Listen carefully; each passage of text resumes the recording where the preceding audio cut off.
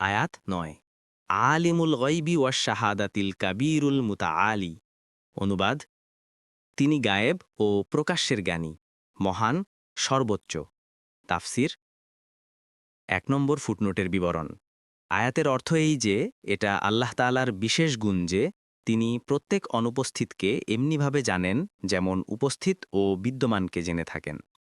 আল কাবীরু শব্দের অর্থ বড় এবং আল মুতাআলিয়ের অর্থ উচ্চ।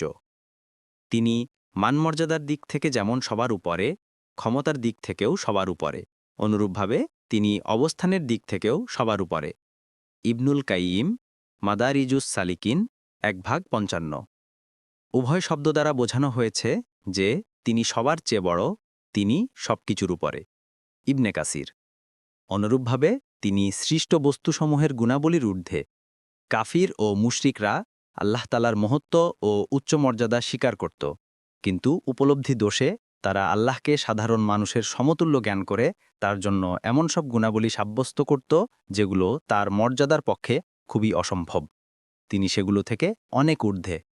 ফাথুল কাদির। উদাহরণস্বরূপ ইয়াহুদি ও নাসারাগণ আল্লাহর জন্য পুত্র সাব্যস্ত করেছে, আরবের মুশরিকরা আল্লাহর জন্য কন্যা সাব্যস্ত করেছে, অথচ তিনি এসব অবস্থা ও গুণ থেকে উচ্চ, ঊর্ধ্বে ও পবিত্র। কুরআনুল কারীম তাদের বর্ণিত গুণাবলী থেকে পবিত্রতা প্রকাশের জন্য বারবার বলেছে সুবহানাল্লাহি আম্মা ইয়াসিফুন, অর্থাৎ আল্লাহ তাআলা ওইসব গুণ থেকে পবিত্র যেগুলো তারা বর্ণনা করে।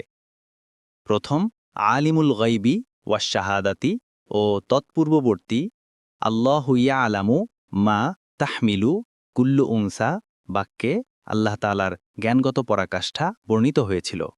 দ্বিতীয় কাবীরুল মুতাআলি আল কাবীরুল মুতাআলি বাক্যে শক্তি ও মাহাত্ম্যের পরাকাষ্ঠা বর্ণিত হয়েছে, অর্থাৎ তার শক্তি ও সামর্থ্য মানুষের কল্পনার ঊর্ধ্বে। এর পরবর্তী আয়াতেও এ জ্ঞান ও শক্তির পরাকাষ্ঠা একটি বিশেষ আঙ্গিকে বর্ণনা করা হয়েছে। পরবর্তী তাফসিরে যেতে ভিডিওটি শেষ হওয়ার পূর্বেই এই বক্সে ক্লিক করুন। ভয়েস বা উচ্চারণে অনিচ্ছাকৃত ত্রুটি ক্ষমাসুন্দর দৃষ্টিতে দেখবেন ইনশাআল্লাহ।